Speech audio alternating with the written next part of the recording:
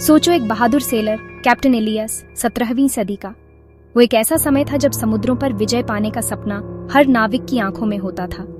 वो बड़े तूफानी समंदरों में जहाज चलाता था, अपने किंग और देश के लिए दौलत की तलाश में। हर यात्रा एक नई चुनौती और एक नया अवसर लेकर आती थी। कैप्टन एलियस के पास एक सीक्रेट कार्गो था, ईस्ट से लाए हुए कीमती मसाले। ये मसाले सिर्फ स्वाद ही नहीं बल्कि समृद्धि का प्रतीक भी थे। जायफल, लौंग और काली मिर्च सोने से भी ज्यादा कीमती थे। इन मसालों की खुशबू और स्वाद ने यूरोप के बाजारों में धूम मचा दी थी, लेकिन ट्रेड पर बड़ा सख्त कंट्रोल था और शाही पहरेदार समंदरों पर नजर रखते थे। हर कदम पर खतरा था, लेकिन इनाम भी उतना ही बड़ा था।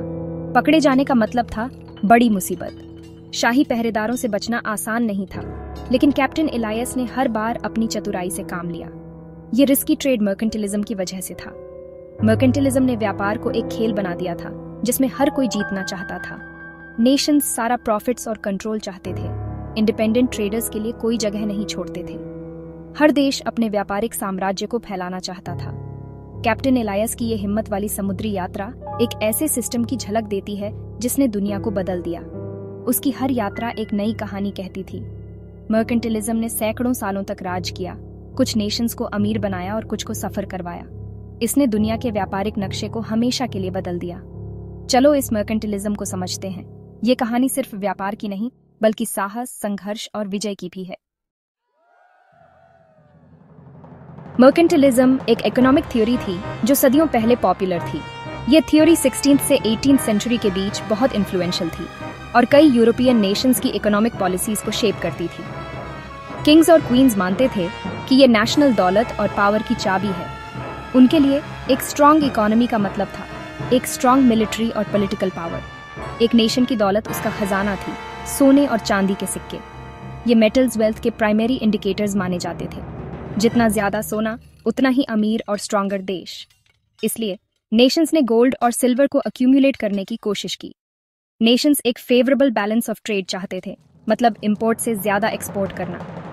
ये इंश्योर करता था कि ज्यादा से ज्यादा वेल्थ नेशन के अंदर ही रहे। गवर्नमेंट्स एक्सपोर्ट्स को पुश करती थी और इंपोर्ट्स को लिमिट करती थी ताकि खजाना घर पर ही रहे। ये पॉलिसीज नेशनल इंटरेस्ट को प्रायोरिटाइज करती थी। वो इंपोर्ट्स पर टैरिफ्स लगाते थे और एक्सपोर्ट्स पर सब्सिडीज देते थे। ये मेजर्स डोमेस्टिक इंडस्ट्रीज को प्रोटेक्ट करने के लिए थे। कॉलोनीज सस्ते रॉ मटेरियल सप्लाई करती थी जिन पर गवर्नमेंट का सख्त कंट्रोल होता था। ये रॉ मटेरियल्स फिनिश्ड गुड्स में कन्वर्ट होकर वापस कॉलोनीज में बेचे जाते थे, जिससे मदर कंट्री को प्रॉफिट होता था। मर्केंटिलिज्म 15वीं से 17वीं सदी तक बहुत क्रूशल था। पावरफुल यूरोपियन नेशंस उभरे जो और ज्यादा पावर और बड़े किंगडम्स चाहते थे। मर्केंटिलिज्म साम्राज्यों का इकोनॉमिक इंजन था जो आर्मीज और नेवीज को फंड करता था। शिप्स ने नई जमीनों पर कब्जा किया और ट्रेड रूट्स के लिए लड़ाइयां लड़ी। कॉलोनीज बहुत वाइटल थीं जो कॉटन, शुगर और टोबैको जैसे रॉ मटेरियल्स देती थीं। इन मटेरियल से फिनिश्ड गुड्स बनाए जाते थे और वापस कॉलोनीज को बेचे जाते थे। ग्रेट ब्रिटेन, फ्रांस, स्पेन और पोर्चुगल जैसे नेशंस दौलत और ग्लोबल पावर की इस रेस में जबरदस्त कम्पीट करते थे। मर्केंटिलिज्म परफेक्ट नहीं था। इसने टेंशन और डिस्कंटेंट पैदा किया। इसका कोर आइडिया था कि ट्रेड एक जीरो सम गेम है जिससे ग्लोबल ग्रोथ सीमित हो गई। इसने कोऑपरेशन को डिस्करेज किया और नेशंस के बीच शक पैदा किया। आम लोग सफर हुए क्योंकि इंपोर्ट्स रिस्ट्रिक्टेड थे और उन पर टैक्स लगता था, जिससे कीमतें बियाज गईं। स्मगलिंग आम हो गई और इस सिस्टम की वजह से कॉलोनीज और ट्रेड रूट्स पर लड़ाइयां हुईं। नेशनल फायदे पर फोकस अक्सर दूसरों की कीमत पर होता था, जिससे कांस्टेंट कॉन्फ्लिक्ट होता रहता था। एक नई आवाज उभरी। एडम स्मिथ, एक स्कॉटिश थिंकर, 1776 में उन्होंने द वेल्थ ऑफ नेशंस लिखी, जिसमें मर्केंटिलिस्ट आइडियाज को चैलेंज किया गया। स्मिथ ने इकोनॉमिक फ्रीडम और बिना स्ट्रिक्ट कंट्रोल्स वाले फ्री ट्रेड की वकालत की। उनका मानना था कि ट्रेड एक पॉजिटिव सम गेम हो सकता है जिससे सभी इन्वॉल्व्ड लोगों को फायदा हो।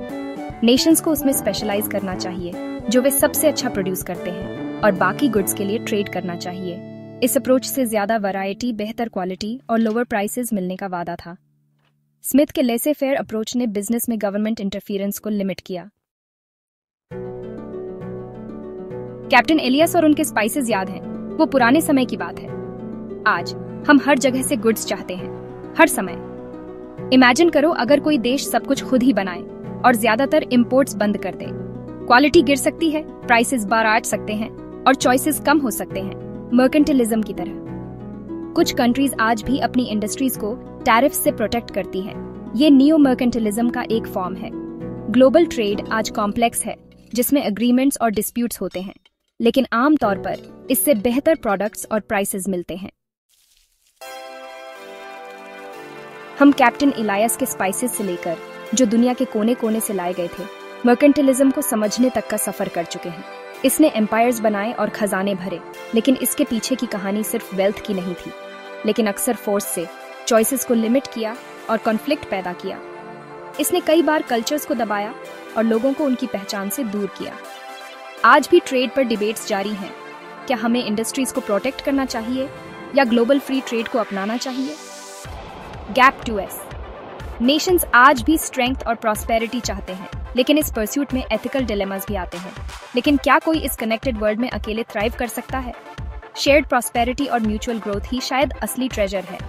जब नेशंस एक साथ काम करते हैं तो वे एक दूसरे से सीखते हैं और एक मजबूत फाउंडेशन बनाते हैं। मर्केंटिलिज्म की स्टोरी हमें सिखाती है कि इकोनॉमिक आइडियाज के बड़े कॉन्सिक्वेंसेस होते हैं।